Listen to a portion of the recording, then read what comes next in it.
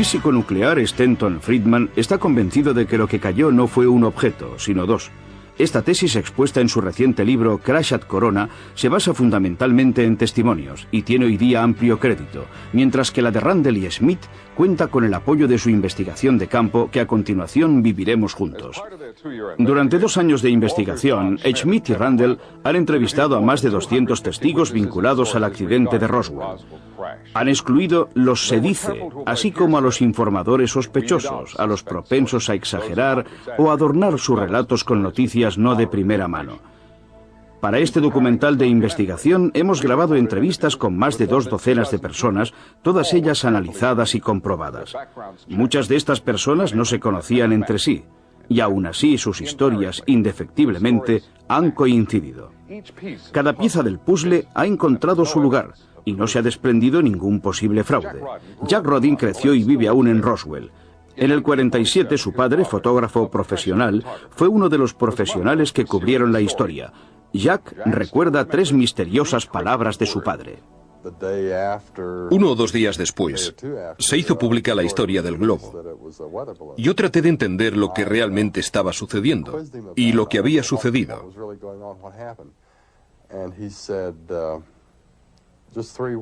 Mi padre pronunció 3 palabras. Lo han matado. Cuando quería, tenía la capacidad de ser lapidario, y la mayoría de las veces sus palabras podían tener más de una interpretación. Le pregunté, ¿qué quieres decir con lo han matado? ¿Han ocultado la historia? Pero no cambió una coma y repitió, lo han matado. Entonces pregunté, ¿han matado a alguien? Y él, una vez más, lo han matado. No podía insistir más y no lo hice, pero sin duda es algo que no he olvidado. Frankie Rowe trató de no recordar. La amenazaron con separarla de su familia y con encerrarla en prisión, y se vio obligada a ocultar el recuerdo del incidente en los más oscuros rincones de su mente. Pero unos años más tarde, cuando partes de la historia pasaron a ser del dominio público, los recuerdos de la señora Rowe salieron a flote, recuerdos y rabia. Cree firmemente que el público norteamericano tiene derecho a conocer todo, la historia entera, incluso los fragmentos más pequeños, como los pedazos de metal que ella vio y tocó. Sacó la mano del bolsillo y en el puño tenía algo. Un trozo de material hecho una bola. Lo dejó caer sobre la mesa y se extendió como si fuera líquido o mercurio, sin ningún pliegue ni arruga. Recuerdo que lo tocamos todos, cogiéndolo del suelo. Podías doblarlo, pero no se arrugaba ni hacía ruido. Era muy fino y de una plata muy brillante. Tenía un ancho de unos 30 centímetros. Y no tengo la menor idea de dónde fue a parar. Han pasado más de 40 años desde el desastre. El gobierno sigue fiel a la versión oficial. Los militares ejercen el típico obstruccionismo. No obstante, en los últimos años se ha abierto alguna grieta en el muro de secretismo.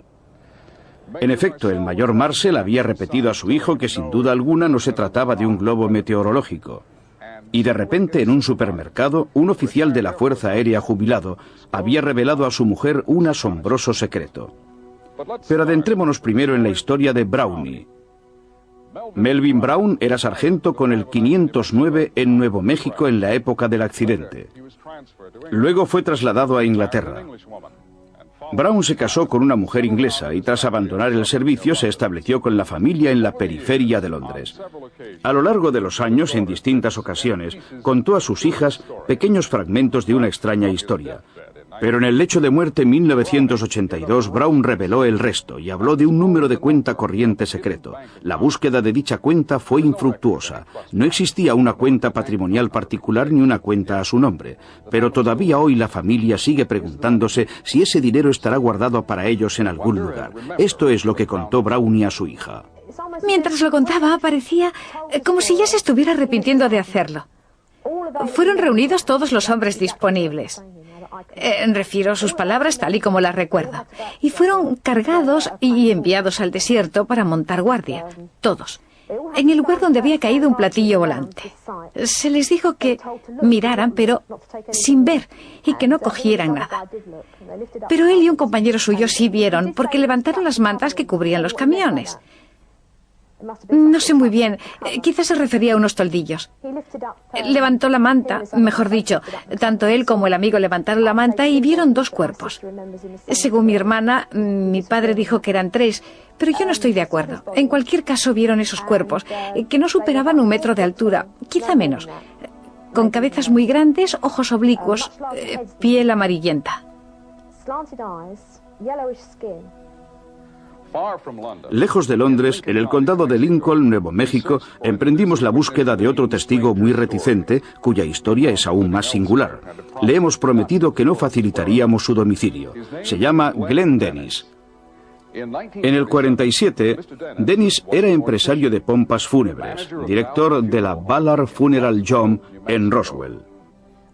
Las llamadas desde el hospital militar desencadenaron una cascada de acontecimientos que conducirían a que Dennis recibiera amenazas y a la muerte de una amiga suya. Volvamos a la tarde del 8 de julio.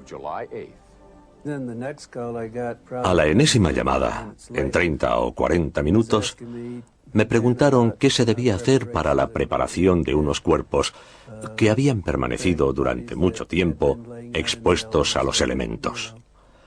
En definitiva, cuerpos casi descompuestos. Y cómo debían tratarse cuerpos quemados o gravemente deteriorados.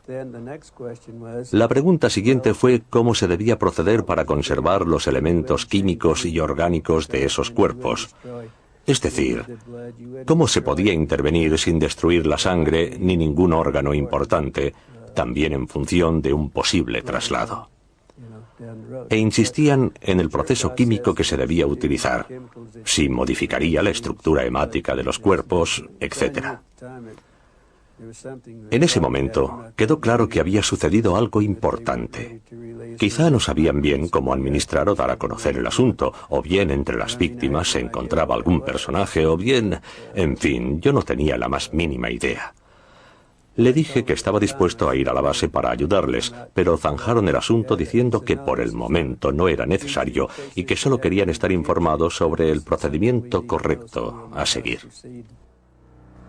Preguntas sobre productos químicos, tejidos orgánicos y técnicas de conservación de la sangre y de los fluidos. Preguntas realmente muy extrañas. Si en el momento de la llamada los doctores estaban examinando los restos, se deduce que el 8 de julio los cuerpos habían sido ya retirados del lugar del accidente y trasladados al hospital de la base. Este elemento coincide con el testimonio del sargento Brown. Pero hay algo más. La historia contada por Glenn Dennis corrobora el testimonio ofrecido por la señora Frankie Rowe. Bien. Después me contó que uno de los seres, el que había sobrevivido, había sido trasladado al hospital de la base. La mujer de un amigo común nuestro, que trabajaba allí, en ese momento, me dijo que su marido vio caminar a uno de los seres. Poco después, por la tarde, Glenn Dennis trasladó al hospital militar a un herido leve en un accidente de tráfico. Antes de entrar en urgencias, Dennis pasó por delante de una ambulancia militar en la que había unos restos. Lo que más me llamó la atención fueron las inscripciones en el borde de uno de esos fragmentos, de unas 3 pulgadas de longitud. Y era como si las inscripciones siguieran el contorno del resto. En ese momento fue solo una impresión, pero luego empecé a pensar en ello. ¿A qué podía parecerse eso? Y me pareció similar a figuras egipcias. Añadamos otra pieza a nuestro mosaico. Así pues, parece ser que los doctores estaban realizando las autopsias precisamente en el momento en el que Dennis entró en urgencias. Les ayudaba una enfermera que Dennis describe como una querida amiga suya. Conocía muy bien a una de las enfermeras que tenía el grado de teniente. Ese día estaba muy nerviosa y en cuanto me vio me gritó: ¿cómo has entrado? ¿Qué haces aquí? Y vete inmediatamente, de lo contrario puedes meterte en un lío. La enfermera entró en otra habitación en la que estaban realizando los análisis sobre los cuerpos. Al poco tiempo, Dennis se hallaría en graves problemas. Fue debido a la contestación que le dio a un oficial que le paró a la salida. Le dije: parece como si hubierais sufrido un desastre aéreo. He visto unos restos en las ambulancias. Y fue así como me metí en un callejón sin salida. Me ordenó que no me moviera. Luego se dirigió a la puerta, hizo una señal a alguien y en ese instante aparecieron 2 guardias de la policía militar. La orden del oficial fue terminante. Coged a este hombre y llevadlo fuera de aquí inmediatamente. Y los 2 policías ejecutaron la orden. Me estaban escoltando hacia la entrada cuando oímos otra voz maldecir: «No he terminado todavía con ese hijo de perra. Volved a traérmelo aquí». Dennis fue conducido casi en volandas a una habitación donde había 2 hombres a los que no había visto nunca. Un sargento del ejército y un capitán, este último pelirrojo. Fue un enfrentamiento muy violento durante el cual, según Dennis, ambos amenazaron con matarle. El capitán, el pelirrojo, me dijo: «No se ha producido ningún desastre. Tú no has visto nada. Ahora no vas a volver a la ciudad y no vas a contar a nadie que has visto algo ni nada». Y añadió: «Si lo haces, te meterás en problemas realmente serios». Bien, en ese momento estaba un poco irritado, porque no me había gustado cómo me había insultado al principio de la conversación, y se lo hice saber, subrayando que yo era un civil, que no me podía hacer absolutamente nada, y que él, por lo que a mí se refería, podía irse al infierno. El sargento de color me dijo: «Alguien recogerá sus huesos de la arena».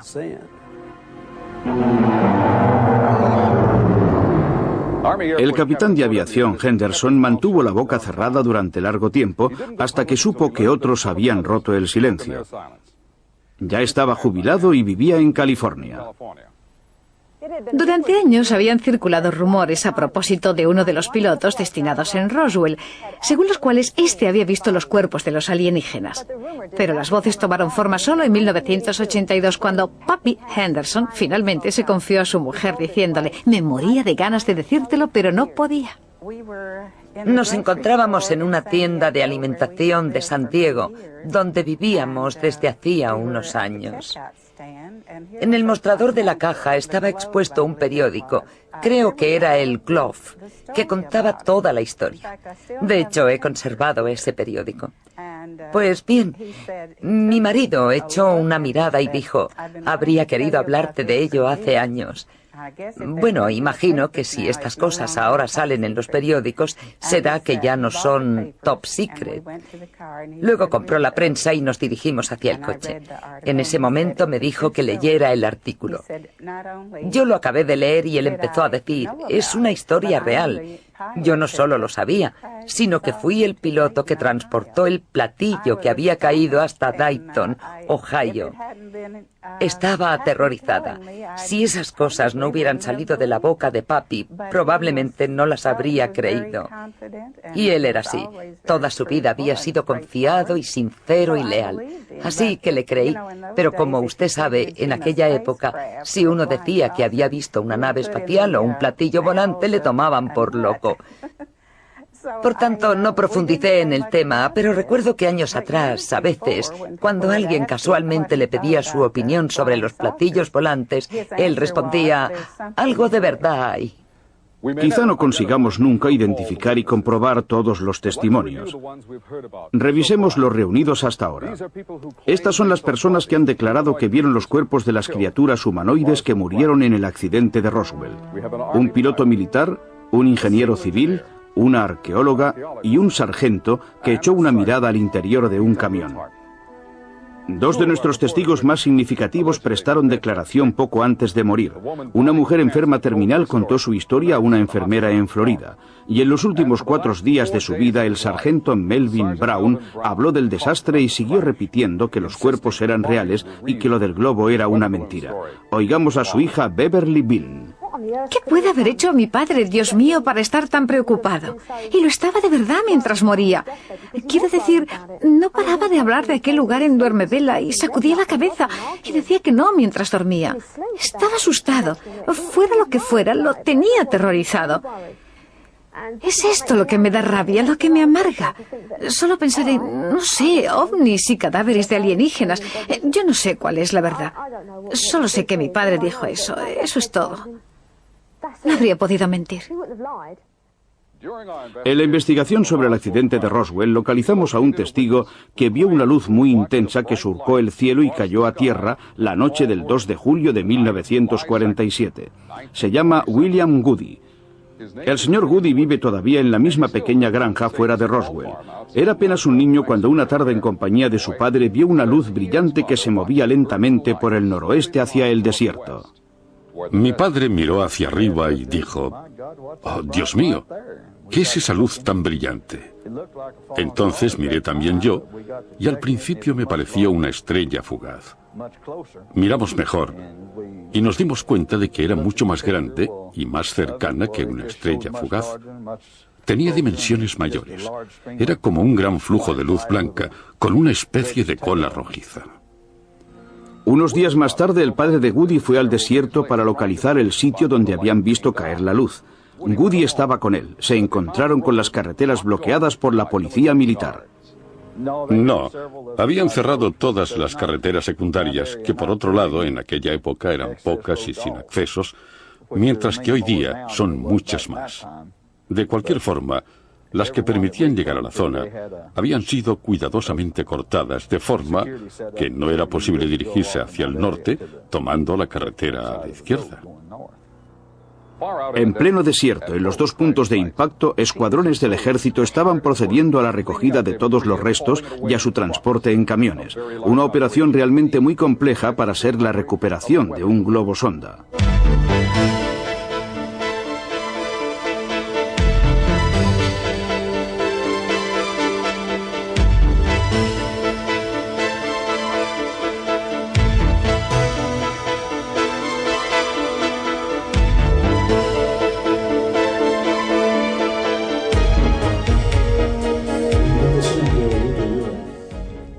La impresión que me llevé tras esa conversación de 45 minutos fue que Kaufman, que tenía ya más de 80 años, deseaba fervientemente contar antes de morir ciertas cosas importantes para él. Esta fue mi sensación. No me dio la impresión de estar ante una persona senil, sino todavía perfectamente lúcida y en plena forma, que no tenía mucho interés en facilitarme descripciones técnicas, porque para él el hecho era verdad. Por consiguiente, sí, me habló de los dedos. Me dio la descripción que daría Glenn Dennis del cuerpo, de los alienígenas. Pero lo que él realmente quería decir era: mire, es verdad que un ovni cayó a tierra. Le puedo decir que un escuadrón de 9 agentes especiales de la base de Roswell, entre ellos él mismo, limpió la zona, halló unos cuerpos. Él personalmente vio, me parece que 4 o 5. Los describió como humanoides, con un color ya un poco oscuro, quizá porque llevaban bastante tiempo expuestos a la intemperie. De cualquier modo, él me dijo: no son los grises, y tampoco son los alienígenas, llamémoslos así, de la película de Santilli. Son mucho más humanos. Y lo que él quería decir es que estos seres manifestaban una presencia, una vida afectiva. Es decir, por ejemplo, había uno de estos seres muertos con los ojos abiertos hacia el cielo, y él decía que expresaban emoción, expresaban el sentimiento de quien muere y piensa: bien, ha sucedido esto y en paz, aceptemos las cosas. Y sobre todo, lo que él deseaba decir es que era una vergüenza que tantos años después se guardara todavía el secreto, porque la recuperación de estos objetos podía suponer, y supuso sin duda, incluso él me lo dijo, unos avances tecnológicos, pero de los cuales deberían poder aprovecharse todos. Y también decía que si habían venido aquí era porque en aquellos años se realizaban experimentos nucleares. Y por ello me dijo: han venido aquí porque nosotros estamos haciendo daño a la Tierra, a las futuras generaciones. E incluso al final me dijo: mire, usted que es periodista de televisión, sí, ocúpese también, si así lo desea, de los ovnis, pero sobre todo trate de dar mensajes positivos a las nuevas generaciones, porque estamos avanzando hacia momentos aún más difíciles. Esta es la sensación que me dio Kaufman, quien, como digo, confirmó haber recuperado restos de ovnis, cuerpos de alienígenas. y a una pregunta mía concreta me respondió que estaban todos muertos. Yo pude evidentemente hacerle otras preguntas, pero de muchas me dijo que no sabía la respuesta, porque obviamente un agente de servicios sabe determinadas cosas en las que ha estado implicado, pero no todas las que podría saber el director de los servicios.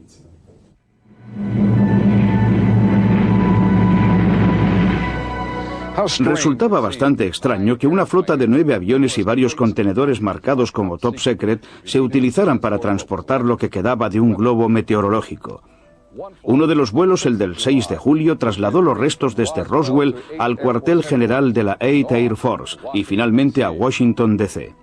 Y el del 8 de julio fue de Roswell a Wright Field, cerca de Dayton, Ohio, es decir, a la base aérea denominada hoy Wright-Patterson. Ese mismo día un avión llegó a Roswell procedente de Washington y la tripulación recibió en consigna una gran caja sellada que contenía unos restos. Y también el 8 de julio otro vuelo salió de Roswell hacia Fort Worth. Al día siguiente, mientras se celebraba la conferencia de prensa del general Ramey, los vuelos especiales continuaron. El 9 de julio hubo 3 salidas hacia Los Álamos, y de nuevo una de Roswell a Fort Worth. El 10 de julio un vuelo dejó Wright Field, Ohio, con destino desconocido. Los restos salieron de Roswell a la velocidad a la que era posible recogerlos y transportarlos a la base. Pero ¿y los cadáveres? ¿Qué sucedió con los cadáveres? Una vez retirados del lugar del accidente, los cuerpos fueron transportados al hospital de la base de Roswell. El patólogo, el Dr. Johnson, que realizó el primer examen de los restos, redactó un informe de autopsia preliminar que luego se desvaneció en la nada. De hecho, todo el expediente fue enviado a Washington. Es decir, desde Roswell nunca saldría a la luz ningún documento. Tras la muerte del Dr. Johnson, su currículum profesional fue atentamente comprobado, y Don y Kevin hicieron un desconcertante descubrimiento. Los datos sobre su hoja de servicios como médico militar, casi toda su carrera, habían desaparecido. Según el registro estadounidense de médicos, el Dr. Johnson acabó su especialización en medicina interna en 1946, y aunque se haya comprobado ya su presencia en Roswell desde 1947, su nombre no aparece en los archivos. En 1948 figura que ejerció como patólogo en Galveston. En el 49 habría ejercido a título privado en numerosos hospitales en varios estados. Pero ninguna de las instituciones consultadas ha confirmado que tuviera en algún momento en plantilla a un tal Dr. Johnson. Si se llevó a cabo la autopsia de uno o varios cadáveres, nadie ha conseguido nunca hallar el informe correspondiente, ni tan siquiera apelando a la Freedom for Information Act.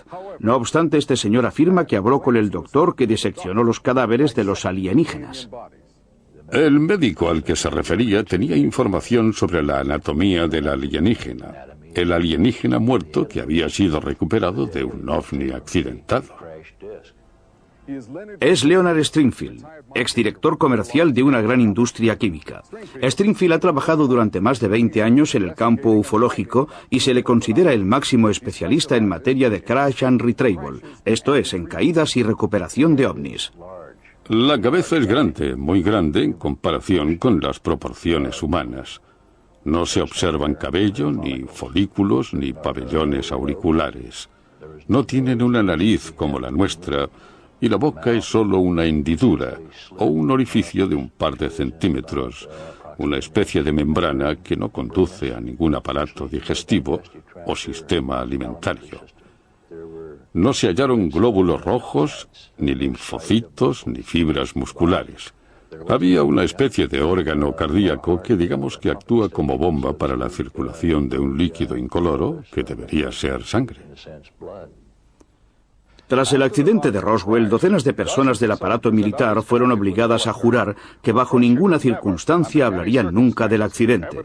Informes aparecidos ahora, más de 40 años después de los hechos, indican que los sistemas para garantizar este secretismo fueron aplicados sin escrúpulos, lo cual nos remite a la testigo de la que hemos hablado hace unos minutos, la enfermera del ejército amiga de Glenn Dennis. Era muy joven. Había ingresado en el servicio hacía apenas 3 meses como teniente de segunda. Era profundamente religiosa, nacida y educada en una familia católica observante. Había frecuentado únicamente escuelas católicas privadas, tanto de enseñanza media como superior, y sus padres hubiesen querido que se hiciera monja. Pero ella... A petición del señor Dennis no utilizaremos el verdadero nombre de la chica. La llamaremos Judy. Una muchacha sensible y sin malicia. Lo que vio en una sala del hospital ese 8 de julio de 1947 la alteró hasta el límite del derrumbe histérico. Me dijo, no puedo dar crédito a mis ojos. Es lo más horrible que he visto nunca. Tenía que ir a la sala de autopsias al otro lado del vestíbulo para coger unos instrumentos. Entró. Notó inmediatamente un tremendo hedor. Había 2 doctores que le dijeron, la necesitamos, justo cuando trataba de alcanzar de nuevo la puerta. Usted, quédese aquí, la necesitamos. Y lo que estaban examinando, me dijo, eran 3 cuerpos de seres distintos a nosotros, 2 de los cuales presentaban terribles mutilaciones.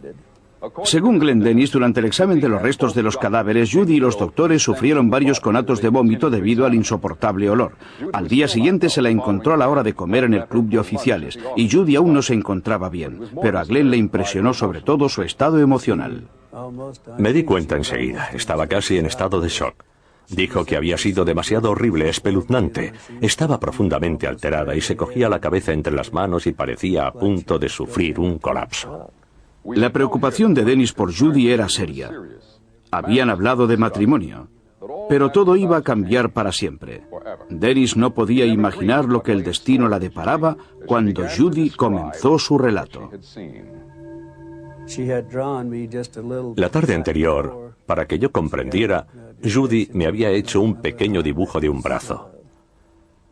Me describió la anatomía de ese brazo. Era diferente de la nuestra. La mano tenía solo 4 dedos y le faltaba el pulgar. Eran 4 dedos muy finos y delicados.